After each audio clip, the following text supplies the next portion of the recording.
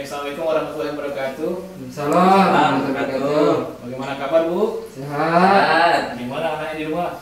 Sehat. Tetap rajin sekolah Pak. Rajin sekolah? Ya rajin. Alhamdulillah. Baik. Sebelum saya melanjutkan pelajaran dari teman pendamping sebelumnya, kita tepuk mantap dulu ya. Ya siap. Saya semangat. Ayo coba Bu Rauda pimpin teman-temannya. Siap. Teman-teman pimpin ya. Kita tepuk semangat. 1, 2, 3.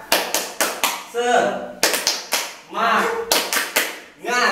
Semangat. Oke, baik, terima kasih ibu-ibu. Sekarang kita akan mempelajari tentang jenis kekerasan dan perlakuan terhadap anak. Nah, sini kan sudah ada gambarnya nih di flipchart nih ibu. Sebelumnya saya mau bertanya dulu nih, kira-kira di bagian mana anak-anak itu sering terjadi kekerasan fisiknya? Misalnya di bagian mana nih? Bagian sensitifnya orang penting. Apa contohnya? Misal bagian payudaranya. Payudara, dadanya. Ya. Nah, Ibu Siti kira-kira di bagian mana? Memukul Pak. Bagian sih, oke. Baik. Jadi ada beberapa bagian ya. Ada payudara, ada pantat, ada telinga, kepala, dan hampir di semua bagian itu menjadi sasaran kekerasan terhadap anak. Nah, kira-kira siapa pelakunya nih yang melakukan kekerasan ini kira-kira? Beragam Bapak pendamping. Nah, beragam. Kira-kira siapa dia? Kalau dia makan kita pukul ya Pak. Jangan langsung pukul, kasihan anak kecil Bu. Nanti kalau kita nggak pukul malah ngelawan dia. Oke, jadi kalau bisa jangan langsung dipukul ya. Bagaimana caranya Pak? Bagaimana? Ya, jadi anak-anak kan masih kecil nih, masih belum benar-benar paham. Jadi dinasihatin baik-baik atau dikasih hukuman yang tidak membuat dia kesakitan. Misalnya suruh dia berdiri, suruh dia pokoknya yang penting jangan dipukul atau disakitin. Nah, jadi Sekali dua boleh nggak kita pukul? nah kalau dia udah parah sekali baru boleh. Nah, sebelum ibu memukul, ada baiknya ibu-ibu mungkin menasihati dulu, kemudian memberikan hukuman seperti suruh dia berdiri. Baru kalau udah 3-4 kali boleh pukul, tapi jangan sampai menimbulkan kesakitan yang luar biasa kepada anak-anak. Nah, jadi ada beberapa nih ibu ya. Ada namanya jenis kekerasan itu fisik. Nah, fisik ini adalah perbuatan. Nah, ini saking semangat sekali nih kayaknya nih. Jatuh ya. Nah, fisik itu perbuatan yang dilakukan oleh seorang yang mengakibatkan rasa sakit, jatuh sakit atau luka pada tubuh anak. Nah, fisik ya. Jadi segala sesuatu yang ada di tubuh anak itu, kalau sampai dia sakit itu namanya kekerasan fisik. Harus kita ingat nih, Nah, kemudian yang kedua nih. Apa itu Pak? Apa? Psikis. Coba Bu Rauda bacakan dulu psikisnya apa dia?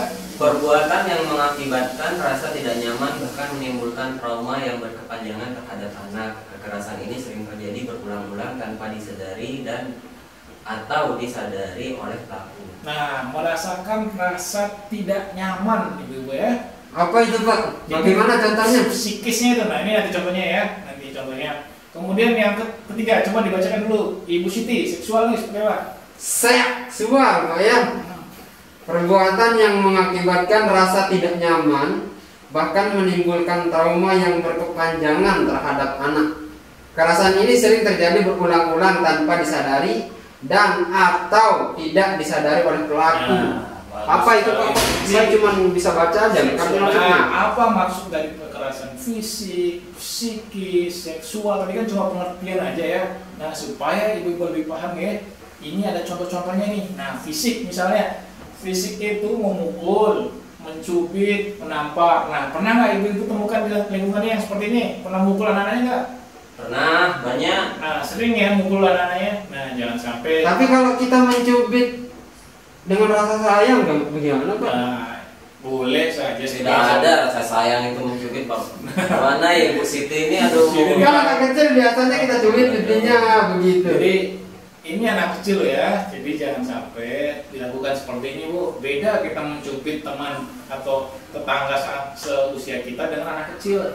Cubitan kita yang pelan saja tidak sesakit sekali oleh anak-anak. Jangan sampai terjadi, nggih. Nggih. Ada namanya mendang, menginjak-injak, menguncang-uncangkan badan anak dan memasukkan cabai ke mulut. Nah, apalagi yang lainnya jangan sampai memasukkan cabai ke mulut. Bayangkan ibu-ibu sendiri saja memasukkan cabai yang banyak ke mulut sendiri kan gimana rasanya? Apalagi anak yang masih kecil. Sedikit Pak bertanya. Memasukkan cabai ke dalam mulut anak, kalau kita masukkan cabai ke makanan, maksudnya kan itu sebagai bumbu Pak, bagaimana? Ya benar. Jadi kalau masukkan di makanan nggak apa-apa, asalkan jangan terlalu banyak juga. Nah, memasukkan cabai yang dimaksud ini adalah langsung memasukkan seperti kita masukkan nasi dalam mulut itu. Jadi cabainya segopok ini masukin, nah gimana rasanya? Iya Pak, iya sekali itu kan. Pasti dia kepedasannya. Pak. Dan contoh yang psikis, nah ini memelototi anak. Nah ini kita melihat dengan tajam, kemudian mengatakan anak bodoh. Nah ini nggak boleh ibu-ibu. Apalagi sampai anaknya tuli, tidak tahu diri dan sebagainya, itu sangat membuat anak tidak nyaman. Nah apalagi nih yang sering terjadi nih di lingkungan nih, membanding-bandingkan. Kok anaknya si A itu juara 1, anak kamu nggak bisa seperti dia dan seterusnya. Itu psikisnya tuh akan terganggu itu, ya. Jadi nggak boleh seperti itu. Lebih baik mengucapkan hal-hal yang positif, misalnya, nah kalau kamu belajar lebih giat lagi, kamu akan bisa meraih seperti anak si A, seperti itu, ya. Nah, apalagi sampai membenci anak, sasaran kemarahan. Nah kalau ibu-ibu nih berkelahi sama suaminya, jangan anaknya jadi bahan objek tempatnya marah, nggak boleh, ya. Nah, apalagi tidak menegur sapa dengan anaknya, ini sangat tidak baik untuk kesehatan fisiknya itu, ya, psikisnya. Nah kemudian seksual, ini yang lebih parah lagi. Jangan sampai ini terjadi, misalnya pantat dicolek. Oh ini positif, gimana nanya? Gimana itu maksudnya pantat dicolek? Dicolek pantatnya itu nggak boleh. Nanya kemarin dicolek pantatnya Nggak positif ya? boleh, apalagi ini dilakukan oleh orang yang bukan muhrimnya. Itu sangat berbahaya ibu sekalian. Jadi bukan hanya sekarang, nanti ke depannya itu dia akan trauma. Nah, kemudian alat kelaminnya diraba-raba, ini nggak boleh. Payudara diremas-remas, dipaksa melakukan oral seks, diperkosa, disodomi, bahkan dijual ke mucikari. Ini sangat parah sekali yang terjadi ini. Jadi ini hal-hal yang harus dihindari oleh ibu-ibu. Kalaupun bukan ibu-ibu pelakunya, nanti jangan sampai orang lain yang melakukan kepada anak-anak ibu. Itu sangat berbahaya untuk masa depan anak-anak ibu. Nah, jadi itulah hal-hal yang tidak boleh ibu-ibu lakukan di rumah. Jadi saya minta tolong untuk diberitahukan juga atau diinformasikan juga kepada suaminya, suami, paman, tetangga, handetolan dan sebagainya, dikasih tahu nih, ini yang tidak boleh dilakukan kepada anak-anak karena sangat berbahaya, ya. Oke, sebelum kita akhiri ada pertanyaan, Bu?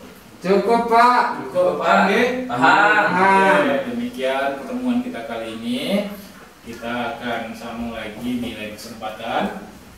Atas segala kurangannya saya mohon maaf. Assalamualaikum warahmatullahi wabarakatuh. Waalaikumsalam warahmatullahi wabarakatuh. Untuk terus maju membangun Indonesia, ku persembahkan